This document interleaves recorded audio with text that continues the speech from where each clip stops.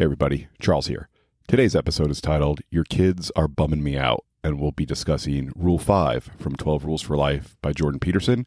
Rule 5 is do not let your children do anything that makes you dislike them. I think the messaging on this one is pretty clear.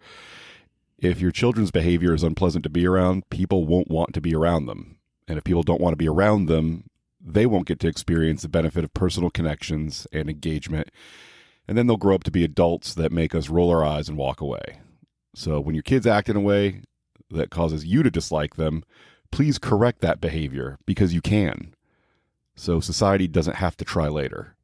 Enjoy the episode, and please send feedback to mindfullymasculine@gmail.com.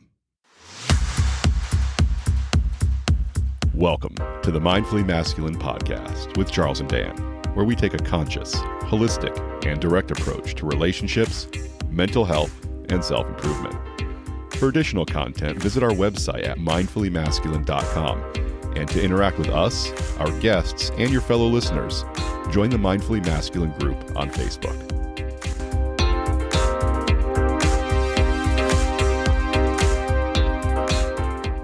Good morning, Charles. Good morning, Dan. How are you? I'm great. How are you? Good. I am just starting our timer so I don't ramble on too long without getting into our intended topics this week. There we go. Great reminder. I've got mine going too. Perfect. Man, it's been a busy week. How you been? Good. I started the Way Better app on practice for the 5K this week. So I am officially a runner. I've done 3 of the 4 runs for this week. Nice. Yesterday, how's it been going? How have the results been? Results have been good. I have a little bit more endurance than I remembered, but yesterday, I was feeling all cocky. I was like, oh, this is because you start out with, the first one was, I guess, 1 mile. And then the next time you run it again, it's 1.5 miles. And then it drops to half a mile. So it's that was really, a good one. It's really encouraging because it's like, oh, I don't do a half a mile. So I went out yesterday on the trail, to do my half mile. And what's cool is on the Cross Seminole Trail here, they've got mile markers at every quarter mile. Oh, so that is convenient. I don't even need to look down at my watch. Yeah, that's great. So I thought. So yesterday I walk over, I'm like, oh, I only have to do a half mile. It'll be easy. Sun's out, I took my shirt off to get a little tan and everything, I'm out there all cocky. I'm going to run. I run, I go past the quarter mile marker, turn around, come back, stop my Fitbit. And I also have the Whoop. I know where this is going. And I also have the Whoop. Yeah. And the Whoop recorded, it was like 0.56 miles. And I was like, okay, good. I only need to run a half mile. Then I got home and I sync the Fitbit. It recorded 0.46 miles. Yeah. That's happened to me before. And I was like, excuse me? Yeah. Baking powder? And so I synced it up. Wayne's World references, seriously.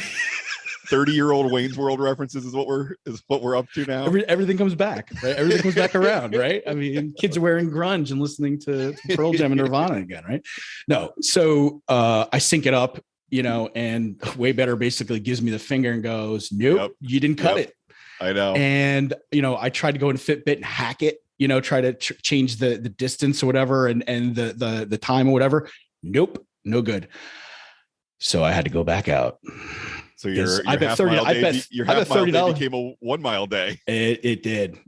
So, and then this time, I went over and it ended up being like 0.6 miles, because I was paranoid. I've done that exact same thing before.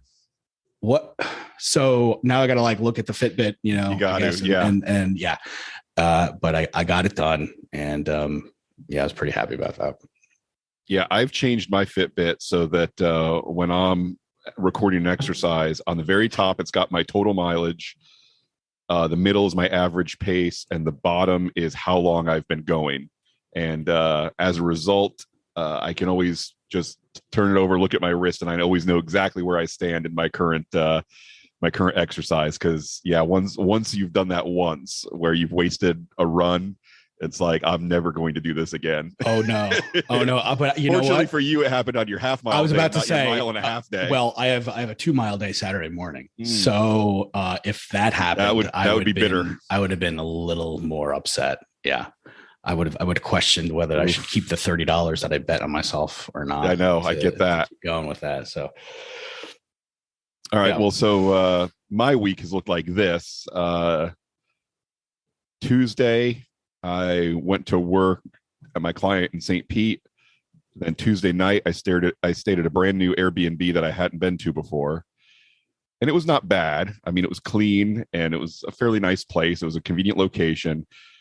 But whenever you do an Airbnb or a vacation rental where you just have one room in a house that's shared with other either Airbnbers or the owner, there's just always things that I forget about that I don't take into account, like control of the thermostat for one.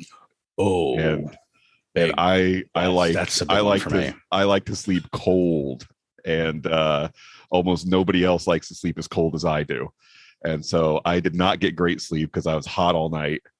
And the other thing was it was a shared bathroom, and the bathroom was not super easy to. There's a lot of putting on clothes, walking to the other side of the house, stuff like that in the middle of the night. That's not fun. It was really cheap though. It was a good deal, and I can't fault the guy for he's running a decent place. But so I didn't get very good sleep, and then the next morning I woke up very early, like before 5, and got dressed, drove down south to see Rob because we had a couple things to exchange. I had something for him, he had something for me, so I went down to see him in Bonita Springs, which is 2-hour plus drive down to South Florida. Met him, got to hang out with him a little bit, talk about the podcast, talk about his men's mental health event that he's going to be putting on in a couple weeks, and take a picture with him for our social media, and then drove back up to St. Pete, worked at St. Pete for a few hours, then drove to Orlando and had pretty horrible traffic. It took me 2 hours to get from St. Pete to the south side, like Kissimmee area of Orlando, which is longer than it should. And then I went and saw the Batman at 7:00, a pre-release screening. And that movie, it was not bad. It was pretty good, but it's 3 hours long, and that's a long time to look at a guy in a bat costume. And and then so was that the longest Batman ever? I can't think of one with a longer running time than like 2 hours, and it was 2:47 or 2:57, something like that. I mean, it was long, and I mean, it was well made. It was fun to watch, but yeah, it dragged on for a little too long, and then after that, I had to I forgot I had to stop at the bank, and so the first Chase ATM I went to was out of service, so it's like, okay, now I got to find another one. And then right before I got back home to my place in DeBerry, like one of the last things before I get to my neighborhood is a railroad crossing, and the gates were down because they were doing some kind of work on the track. So it wasn't even like a train. It was like shut down while they worked on the tracks.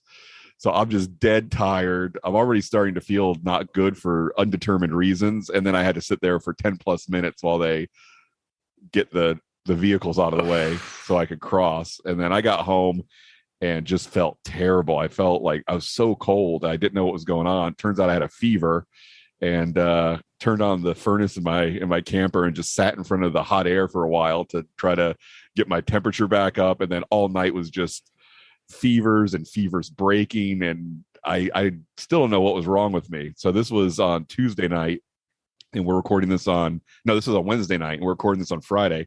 I feel completely fine now, but I had about 24 hours just feeling completely miserable with fever and body aches, and thankfully they're gone now. Yeah, I mean, if it's only 24 hours, that's a win, man. That's a quick in and out. That's not bad at all. One day of downtime.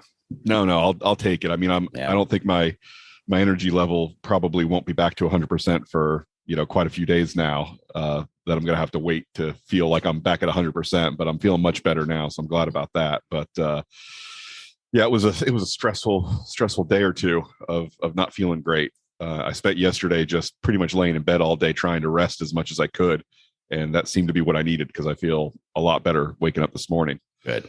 Good. You have finished your you have one class left, right? In your hustle class, and then you're gonna roll right into intermediate. It's gonna be a week break, and then I'm gonna roll into intermediate hustle. Taking 2 of those a week, and then I'm joining you with Roomba on Mondays. Wow, so you're up for 3. You're doing 3 classes a week. Yeah. Nice. But it's amazing how much of a benefit you get from just doing more than one class a week. One a week is not enough for a beginner, at least, because it's just what I've done that. I did the one a week, and the problem is by the time you start the next class, you have forgotten almost all of what you learned in the last class, and it's certainly not been committed to muscle memory, at least not as a beginner yet. Okay. And so what I was doing is I was taking a private in addition to the group class, and the private was great. It was the same instructor, and she would basically reinforce and remind me what I had been doing in the group class, which is good, but also kind of gets expensive. So fortunately, she never does this. Is she's actually having 2 different sessions for the hustle, and she did that for the beginners, she's doing it for the intermediate, and that really solidifies everything when you get to dance with multiple partners and do the same routine over and over and over again. And a lot of these dances, a lot of the movements are named the same, and the upper body movement and the turning and the way you interact with the woman is very similar. It's just the footwork and the music is slightly different, right? And so there's a lot of crossover with that. So Roomba is a little bit different than the hustle, but basically just getting your mind in that state where you need to pay attention to the music and you're moving to that. It definitely is crossover, even if they're not all the same style of dance, right? If they're not all smooth or rhythm or things like that. Well, I took Victoria's advice, and just this morning I have signed up for the beginners cha-cha as well. So I'm gonna be doing cha-cha, rumba, and continuing my my private lessons with Victoria. Awesome, that's great, man. So I'm and really the big appeal to rumba and cha-cha for me is as she explains it, just how you can universally apply them to so many contemporary songs. That's what sold me. And since I hate hustle, I gotta exploit that in every way I can. So if I can learn cha-cha and rumba and have something to dance to contemporary music, then good, because I'm not gonna learn hustle. Well, right. I mean, it's a great addition to the swing that you already know, because swing is also really good for contemporary music, right? Mm-hmm. It's also very flexible in terms of the speed and everything else that you can do. I hope Nanette does beginner swing after the March class. There's already been a few people in my last class asked her about that specifically, and she's she's like, you know what, it has been a while. It's been a couple of years since she's done that. So my guess is more likely than not that she will definitely do swing. If she does 2 beginner swings, I'll probably take both of them. I'll ask her. I'll put my 2 cents in. I am the testimonial on her website. So are you really? Oh, you haven't looked? Go to the netsballroomdance.com. I'm the testimonial. Idea. Yeah. I can't believe she's left it up. It's pretty cheesy. That is amazing news. Let's see. Oh, there you are. Oh my gosh. There I am. I'm gonna play it right awkwardly speaking. That's so great. Yeah. Feel free to make fun of me later. Oh, I mean, I will. It's something, before I knew how to dance, not only did women ignore me, but they outright hated me. I couldn't do anything right. I'm a new man now. That is great. I had no idea you were the testimonial. Yeah. Oh, I might have to ham it up to see if I can replace you. Yeah. No. She listen. That's like 2 years old already, so it's stale. I think she needs to refresh it anyway. Yeah, your hair is way too long. You look like a hippie. Yeah. Get me off of that page already. Or let me redo it. One or the other. Oh, I will definitely be sharing that video in the episode notes. Oh God. Oh no. I better text her right now. Yeah, you got a few weeks to get that taken care of. If it's still there, I'm sharing it. God. Page cannot be found. Put up a nice 404.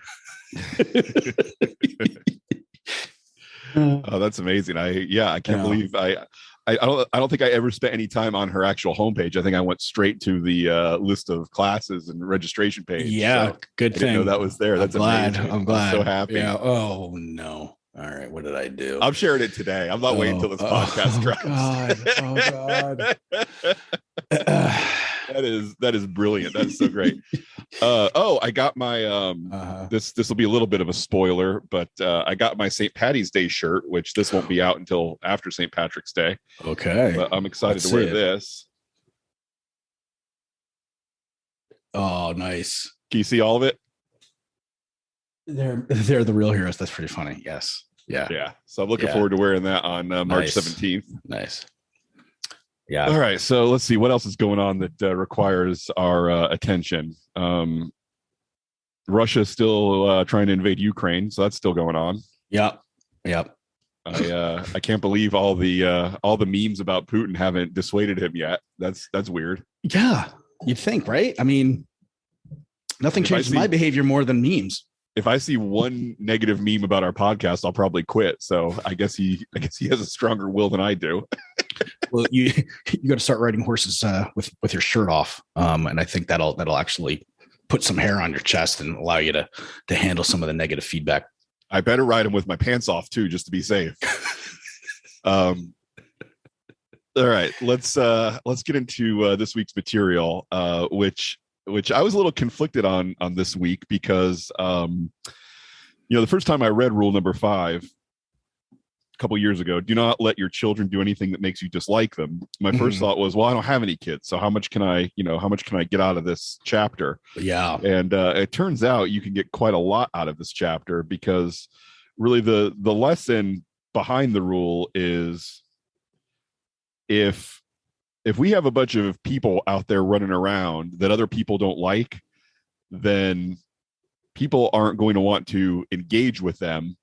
And if you're a person that people don't like engaging with, your chances for a happy, successful, connected life go way, way down. And so his message is, don't let your kids be the kind of people that, when somebody else sees their name come up on the caller ID or sees them walk into the room, they're like, oh, not this guy again. Yeah. And I mean, that starts with, parents bringing their kids around. He says that a lot of times, when there's a problem child and he's already or she is already well known about being a problem child, people's initial, the other parent's initial reaction is, oh, this kid again, like, you're bringing, and the other issue that I noticed is, again, I don't have any children either, but when the children are not well behaved and you love their parents, friends or family, and, you really can't spend any quality time with, those family, those adults, because they are constantly micromanaging their children,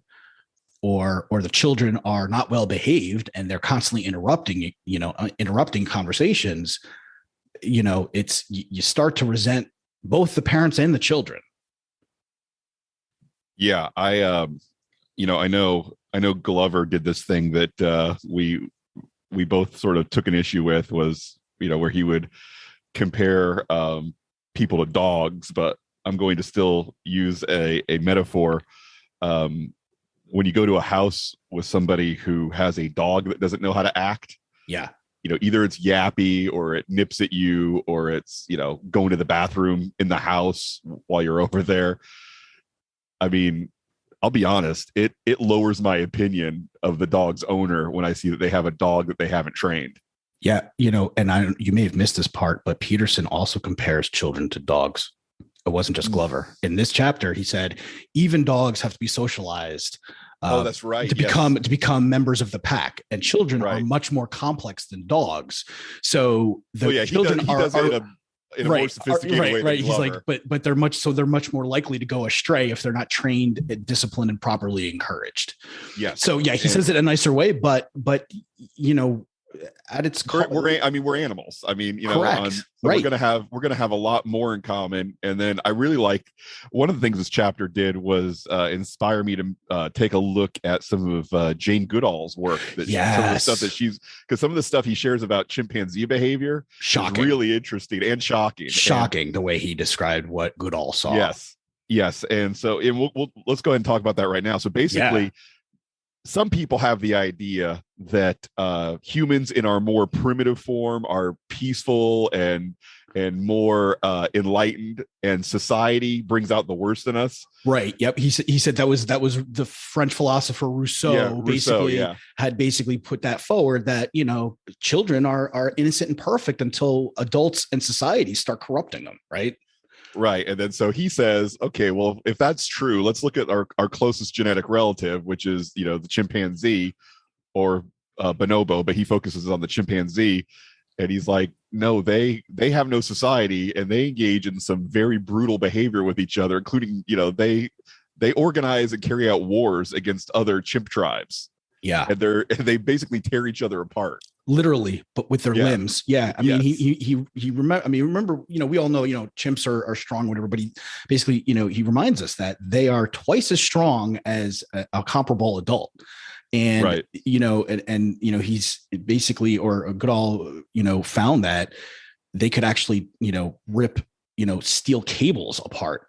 Right. They're that Yeah. strong. Yeah. And so think about what they do when they go to war with other chimps, and when they fight with other chimps, literally, like, they rip their limbs off. I mean, the description he gives in terms of like drinking the blood. Yes, it's brutal.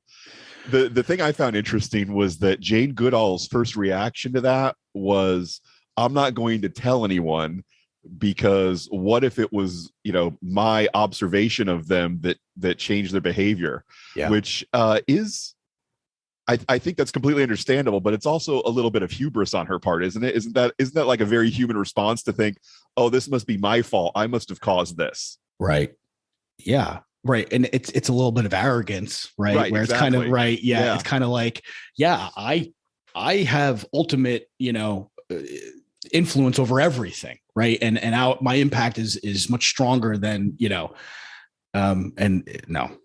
Which, I mean, that is a bit of egotism that I certainly share, where anytime anything happens at at work or in a personal relationship, my impulse is to say, I'm 100% responsible for this, and that gives me power to fix it, and I also need to, quote unquote, man up and take responsibility. I mean, it'd be great if things were that simple. It would be. And I think I think the message of this entire book from Peterson is, take as much responsibility for the bad things that happen to you as you can, but don't take any more than you should. And that takes work. And the other sub. Yes, you've got to be properly calibrated to know where that line is, right? And to be aware, right? That's the theme I've been getting so far of every one of these chapters. Is he talks about, hey, wake up, look at what's actually going on. Don't turn a blind eye to it. Don't make assumptions in one direction or the other. Like you said, either not taking any responsibility at all or taking all the responsibility. Nothing is black and white, right? So look at you, and unfortunately, that's going to take time and energy to look deeper into each situation and go, okay, what am I really responsible for, and what are the things that I'm doing that are influencing things in one way or the other. And then, that starts can give you a headache. I really like the point that he made too, which I think doesn't only apply to relationships with children, but the idea that positive and negative reinforcement both have a place when you're trying to deal with other people and let them know what behaviors you find acceptable or unacceptable. Right. It's not just praise the good, but it's also discipline the bad. Yep. Or discourage the bad. And I still do have a disagreement with Peterson on, he talks about hitting kids or disciplining kids, and he's a little imprecise with his language, where I don't think that every physical intervention that you use on a child is necessarily bad, or hitting them. And I don't know any parents who are against spanking that would say, touching your kids at all when they're doing something wrong is bad. Like if you need to pick your kid up physically and take them away from something that's dangerous, I don't know any parent who would say you shouldn't do that. And I feel like he got a little straw man-y with the language he was using about parents who were against spanking their kids. Like he made it seem like they were against all physical intervention when your kid's misbehaving. But I don't think, if and when I have kids, hopefully it's a when, not an if, I do not see myself initiating physical violence against them, but I will certainly pick them up and take them away from dangerous things. Yeah, in all fairness, he did distinguish when he did talk about when people use the term hitting children, right? He said that if hitting children were a very precise thought or meaning behind it, he said the impact of a raindrop or an atom bomb would be the same, right? And what he said was, use minimum necessary force. So you start out with the minimum necessary force, and he even did give praise to timeouts where you actually aren't, you at least you tell the child to sit in the corner. And then he goes through the scenario. Well, sometimes kids won't listen. So then what do you have to do? You have to pick them up and put them in the corner. And then sometimes they won't stay there. And then what do you have to do? You have to hold them there in the corner for a while. Right. And so all of those are forms of touching and hitting and physically restraining. Right. And so it's like, right. And then, he goes to the scenario where, like, with his son who wouldn't eat, wouldn't eat food. I like all his stories. Them, right. Yeah. Those are great about Michaela and his son, and his daughter's son. And he would flick him on the chest with his finger, until he opened up his mouth to let him put the food in, because he was fighting him the whole time. So that's minimum amount of force. And I think most parents, I agree with you. Most parents, they don't think of that as hitting, and I think a lot of times when you hear that term used, I think most people are thinking like going out back, getting a switch or, getting a belt and like whacking the kid with it or smacking them across their face, and unfortunately, I think sometimes that will lead parents to not wanting to have any discipline on them or any physical contact with the kids at all. And I think that's kind of what he was hinting at, is people are erring so far on the extreme or thinking of this as such an extreme measure that they don't do any kind of discipline at all. And then that's where we're running into problems with kids' behavior. I would agree. I just, it feels like, the escalation of force that, if you're consistent with your children and what you find acceptable and unacceptable, it's hard for me to see a scenario where it gets to them literally being bent over your knee and spanked. And and I like these two rules that he has about discipline. I think could apply and should apply to society as well as your own children, which is limit the rules. Don't have a bunch of unnecessary rules. And that was the thing that, I've seen parents, and I think we've talked about this before. Some parents just have a default of saying no to their kids whenever their kids ask them for anything. And some parents have a default of saying yes. And I think the default of saying yes to your kids is better than the default of saying no. When you have a reason to say no to your kids, then say no to your kids, but just don't say no to them because you think, there's some virtue in telling your kids no, they can't do something when you don't have a reason to tell them no. I mean, if it's not dangerous, if it's not bad for them, then why would you tell them they can't do something? Yeah. And he also makes the point that, parents are not perfect, right? We have bad days. And he even admits, he talks about, there are times when he was at home with his kids and he'd say, listen, I love you, but I'm not in a good mood right now. Right. And like something happened to me. So go play on your own. Right. Like I love you, but I don't want you around right now.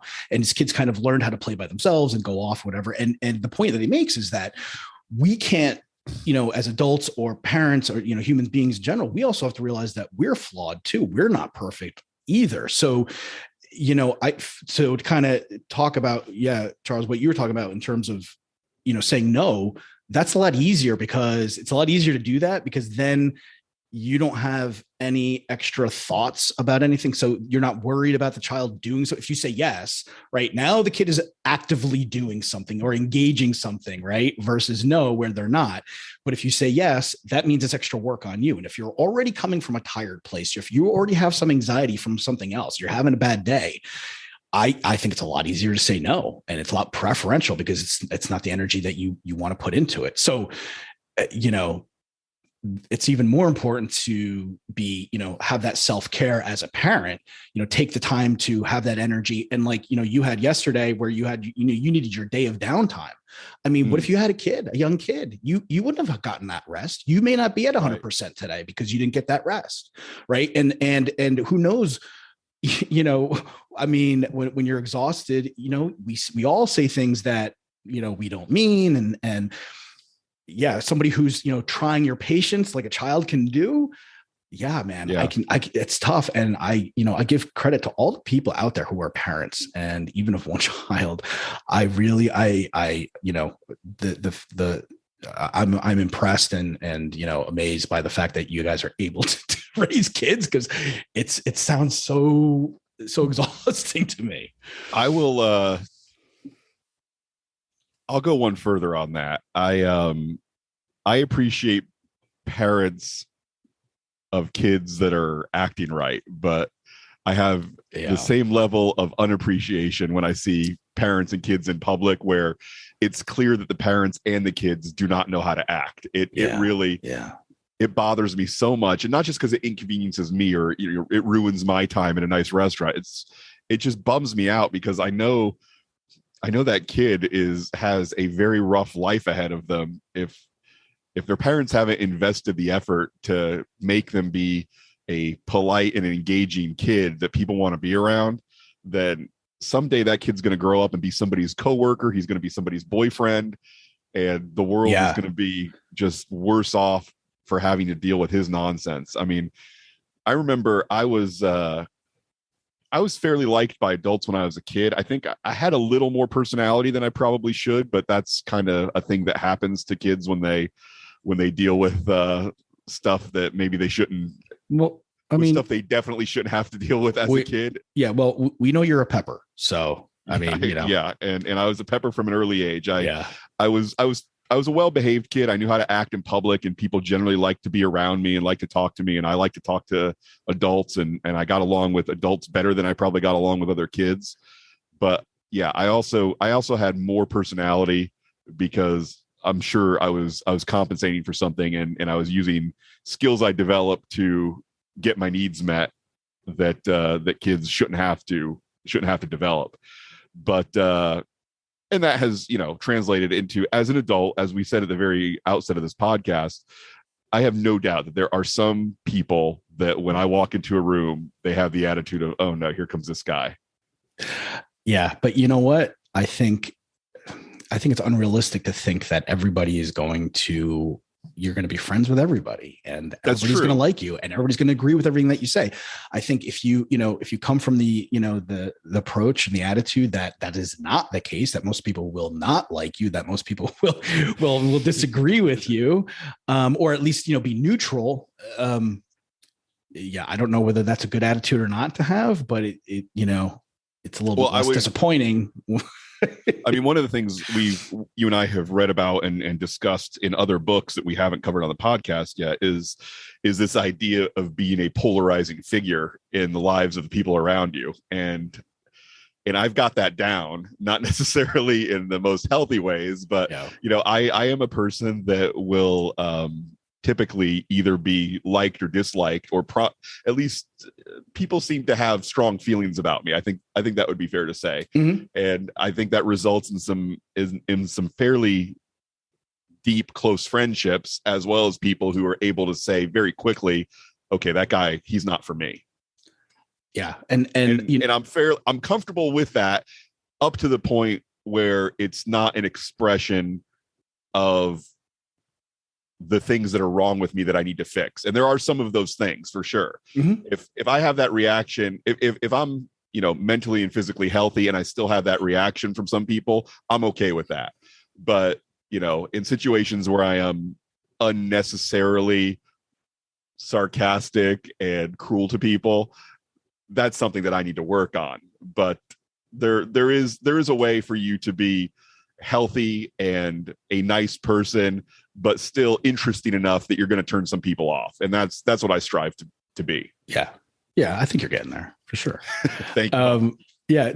And one of the things that I liked, he was very clear on how, one of the topics about parents being friends with their kids. Oh, and in terms of that, parents are so scared they're not going to be liked or loved by their children, and that they just want to be friends. So they sacrifice, everything, and they sacrifice being respected by their children even. And so what happened? And the interesting perspective that he throws out there is, children are going to have lots of friends in their lives, but they only have two parents. Right. And if you're one of them, it's your job to teach them about the world and society. And that means that you are telling them and teaching them about the good and the bad.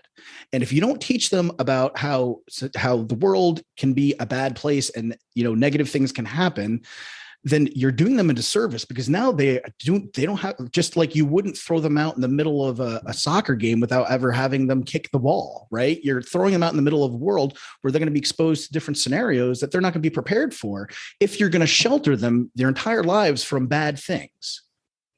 Yeah, and I'll take it a step further and say that impulse to be your kid's friend is really about you trying to get something out of your relationship with your kid that's not healthy for you to get. Yeah. And I would say that some men have the impulse to do the same thing with their romantic partner, where they focus a little too much on being their best friend. And, I don't have a problem with, saying your girlfriend or your wife is your best friend, but trying to fulfill that role of her best friend as well as her partner at the expense of your other friendships, I think ultimately that kills a relationship. That's not good for it. And it's kind of, it's unfair, because then you are really looking to your partner for all of your needs, or you're setting up expectations that you're going to be fulfilling all of her needs too. Right. And I think that's not a healthy relationship to be in with anybody, even if your best guy friend, to expect him, to basically, be all things to you is unrealistic. We are such complex individuals with so many different, thoughts and interests and ideas. And now we're exposed to even more and more through the ability to learn continuously all day long through, digitally, our the amount of information that we have exposed to also will transform what we're interested in and what we want to do and stuff. And so to think that we're going to be able to find someone that's going to also share all of these same interests and want to grow and everything else like that, I think is completely insane to think that we're going to find that one person to be able to check all those boxes. And I think that, those lines about what kind of, where you connect with other people on what levels and what ways, it gets more and more difficult to discern those because as we have exposed to more and more information. Yeah, I would say that when it comes to your relationship with your kids, when it comes to your relationship with your husband or wife or partner or your best friend or your business partner, it's probably a pretty good idea to constantly ask yourself, okay, what is my primary relationship with this person, and what are the primary responsibilities that relationship brings with it, and then serve those responsibilities and don't try to be everything to everybody. I think that's great. And then also be okay communicating that to people, right? So that was a big thing that Glover talked about, and Peterson also hints at this, these covert contracts where we have these expectations and these thoughts that aren't being expressed to the other person, and then when they don't do or say or behave in the ways that we expect or want them to, then we build resentment and we get frustrated, and it's a lot of times it's our fault for not properly or clearly communicating our thoughts, feelings, and desires to that other person. And I'm not saying it's easy, and I definitely don't do it all the time myself, right. But just at least being aware of it has helped me. Yeah, I mean, again, we talk about it all the time that you and I have started this podcast out of the selfish motivation of, if we stay in this material on a weekly, really a daily basis. I mean, between what we do with our social media and working on the podcast and sharing it with more and more people, this has become, a second job for both of us. And the more time we spend thinking about these things, the easier it gets for us to operate from these healthy principles that we learn in book after book. And it's so interesting to me that all these different sources of information from people that are pushing the idea of be better, have a more meaningful life. So many of the concepts are coming from so many diverse authors that it's like, okay, this stuff has to be true based on how many people are sharing it, right? I mean, it's been really encouraging to see, okay, we must be on the right track, because all these different experts in all these different areas, they're all pretty much saying the same thing about what it takes to have a good life. Mm-hmm. Yeah. And by, it's one thing to read the book and it's another thing to listen to the book, but, kind of going chapter by chapter, like what we're doing, I absolutely, pick up new things again, just like, every time you watch a movie, you pick up something else, right? You pick up and it just goes deeper. And it actually, I feel like some of the information actually makes it into some of my other parts of my brain, my subconscious, to where it's, I can actually incorporate it with a lot less effort and work into my daily interactions, and different scenarios will help trigger that information a little bit more quickly by doing this. So yeah, yes, absolutely. I've had times where before I send somebody a text, I stop and ask myself, all right, am I setting myself up for a covert contract with this person by saying this thing in this way? Is that what I'm trying to do? Am I trying to push them into some kind of covert contract where I've got an expectation of them that I haven't communicated? And that absolutely, that thought would not have occurred to me 6 months or a year ago. Yeah. And it's great because the thought stops you from actually physically taking like texting, right? It'll stop you and gives you that split second to go, hold up, let's just engage another part of my brain and think through this, and where versus operating on, automatic pilot. Yeah. And that reminds me of something else that Peterson says in this chapter about the story of the little boy that he was watching that wouldn't go to sleep, and he would keep standing up in the crib and he had to keep putting him down. And then the dad comes to pick him up later that night, and the dad's like, so how was he? It's like, oh, he was fine. Like, really? He slept? Yeah, he's asleep right now. It was fine. And he doesn't bother explaining to the dad all the stuff that he went through to get the kid to behave in the proper manner, because he's like, you can't tell a parent about their kids unless they want to hear it. And most parents don't want to hear it. Yep. And I mean, that's certainly the same when it comes to men and their mental health and their relationship problems. If somebody's not ready to hear it, they're not going to hear it. It doesn't matter how close you guys are, how much you care about them.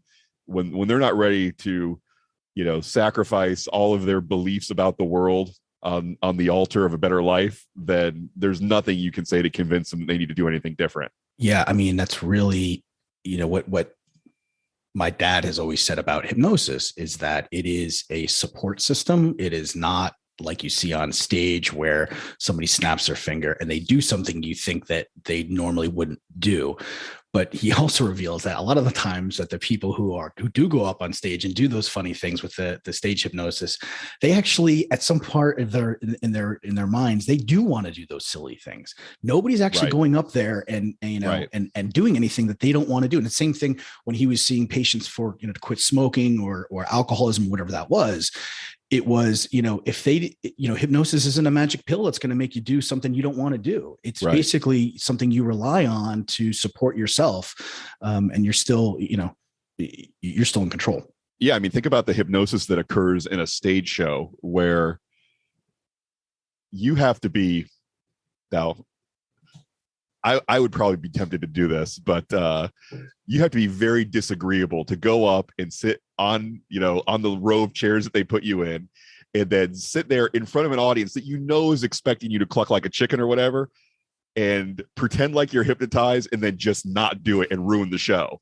I mean, that takes a lot of disagreeableness in your personality to be willing to sit up there and do that. When you're in that position, all the peer pressure and all the encouragement is saying, I better go along with this because this is what all these people are expecting.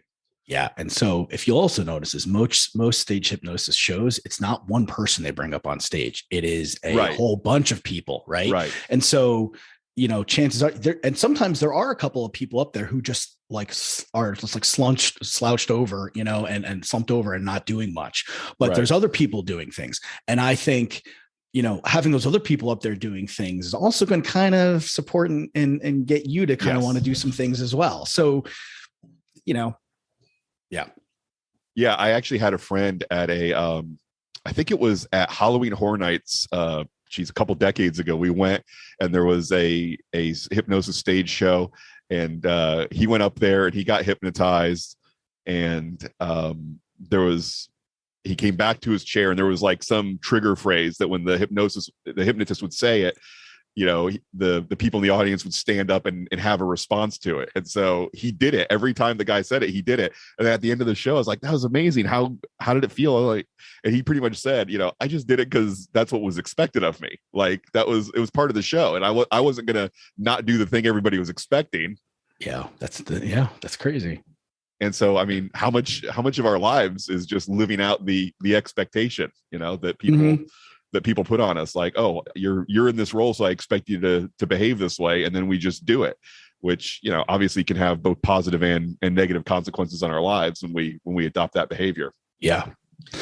The biggest takeaway I got out of this chapter was that people are inherently, I guess, animals. We are aggressive by nature. We are, a little bit violent and selfish by default. And I didn't have that opinion going into this chapter. I was kind of the belief that, society and, and our environment is what made people bad or do bad things. And what really made me think about it was, first of all, his analogy about, the terrible twos, kids who are 2 years old, they bite, hit, kick, and scream. They're the most violent people on earth are 2-year-olds. Yeah. But he makes a point is it's for them to figure out their boundaries. It's for them to figure out how far they can take something so that they know what's permissible and what's not in society. And if there's no parents or there's no boundaries that are being set, they're never going to know that. They're never going to figure that out. And so, and then, he also cited Lord of the Flies. That was one of my favorite books, growing up that I read as a teenager and stuff like that. Shocking, almost as shocking as the Jane Goodall references in, or maybe more so. Yeah. But there's a reason he said it's a classic, and it's because that's, I think, left to our own devices, we can become savages, and people tend to get more mature and they get kinder as they get older. Oh, I certainly mellowed out the older I've gotten. Yeah. Me too. And you also see that sometimes with parents who are really strict when they were, new parents, and then as grandparents, I mean, they are softies and they spoil grandkids. Sure. And I see that all the time. And so, as we get older and as we learn, that's, we become a little bit more peaceful. So coming from that perspective, to me, it makes it even more important for us to do this work, this personal development work, this mindfulness work, this building awareness and conscientiousness of who we are, what we're doing, so that we kind of keep ourselves in check and we can live good, healthy lives and build that same type of environment for the people around us. I love the way he phrases that question about, why do so many of us experience depression, anxiety, violence, drug abuse? He's like, the question should be, how come we're not all experiencing all of those things constantly? Because of how much we are animals and how difficult life is. It's like the wonder is that we're not all constantly in a state of anxiety, depression, and violence with each other. It's the fact that we can maintain, some level of safety and security and peace with one another is the miracle. And it's interesting to think about it in those terms. I want to go through the 5 principles that he lists at the end of the chapter as a summary, which is of really being a parent. Number 1, limit the rules. Number 2, use minimum necessary force. Number 3, parents should come in pairs, which when you said about, me taking a day off yesterday to just kind of relax and rest and get back to health, it's like, if I was a single dad, that would have been nearly impossible. And who knows how many days my 24-hour illness would have dragged out to if I had another human being that I had to take care of. Yeah. Yep. Number 4, parents should understand their own capacity to be harsh, vengeful, arrogant, resentful, angry, and deceitful, which is, don't ever adopt this idea that, you're some perfect saint that is above acting out those feelings to people, because you're not above that. And if you don't watch yourself, you could find yourself being that way when you don't want to. I mean, I've certainly made that mistake, thinking that I'm too good to treat somebody else that way. It's like, no, I'm really not. Nobody is. Then the fifth one, which really ties into a lot of the material we talked about with No More Mr. Nice Guy, is parents have a duty to act as proxies for the real world. Merciful proxies, caring proxies, but proxies nonetheless. And we learned a lot about that toward the beginning of No More Mr. Nice Guy, where if as a child you get the message of my parents don't care about my needs, then your natural assumption is going to be, well, the world doesn't care about my needs either. Yeah, your parents are the world. That's right. That's your world as a young kid. If your parents meet your needs when you're a child, you're going to assume that the world cares about meeting your needs as an adult. Yeah. So parents, I mean, no pressure, but you're the entire world for your children. I was thinking on my walk this morning about what we would title this episode of the podcast, and I think what I'm going to go with is "Your kids are bumming me out." I love it, because it's so true when you see a kid misbehaving. And again, it is rare that I see a kid misbehaving in public where the parent is also not misbehaving. You know what I mean? Yeah. It's like neither of you involved in this interaction, neither of you are acting the right way right now. Yeah. And it's very clear. And the opposite is true too. Peterson talked about when he would take Michaela around in the stroller and when they were living in Montreal, and it would through, some really rough areas. And, he would see, a lot of, sketchy characters and, gruff, construction workers and whatever. And, he'd bring Michaela by in the stroller, and they would go turn 180 degrees and go goo goo gaga and make faces. And he said, a well-behaved child brings out the best in humanity. 100%. And brings out the best in people. And that gave me chills too, because it's true. It's same thing with well-behaved pet, and somebody brings a pet around, and the pet is the cat or the dog is friendly. I feel it too. I just, doesn't matter what I'm going through. It brings a smile to my face and I get excited, and, so the opposite is true as well. This was a good chapter. I'm looking forward to hitting the next one. And I was glad that I, with our deep dive into this chapter, I got more out of it than I first expected that I would, just based on the title of the rule, Yeah. And that's what I like about each of these rules in this book, is that, he kind of, he gives you a little bit of a surface level that where, and you start making these assumptions. And then as you kind of dig into it, you realize, oh, wow, this really applies on a much deeper level to a lot of, other additional things. And that's where I see him as not just a psychologist, but a philosopher as well. Yeah. He kind of brings you into that. And that's why I enjoy it. All right. Well, another rule down, another episode down, and another time that we failed to deliver on the prediction that we would try to squeeze multiple rules into one episode. It does not look like that's going to happen. No, because we've got too much to say. So I hope folks are sticking with us and bearing us a little bit of mercy in that regard, where if we felt like we could do two rules justice in one episode, we would do it, but we've just not seen that opportunity reveal itself yet. Yeah. I'm not losing any sleep about it though, because I think we're doing pretty well. So, all right. Well, thanks, Dan. I enjoyed this one, and I'm happy to finally give our users or our listeners a little bit of a shorter episode that we've been able to deliver recently. You're such an IT guy. Users. Oh my God. Yeah, that's true. You're right. There it is. You're right. And I'm surprised I actually caught that, because I was about to call them users too. Yeah.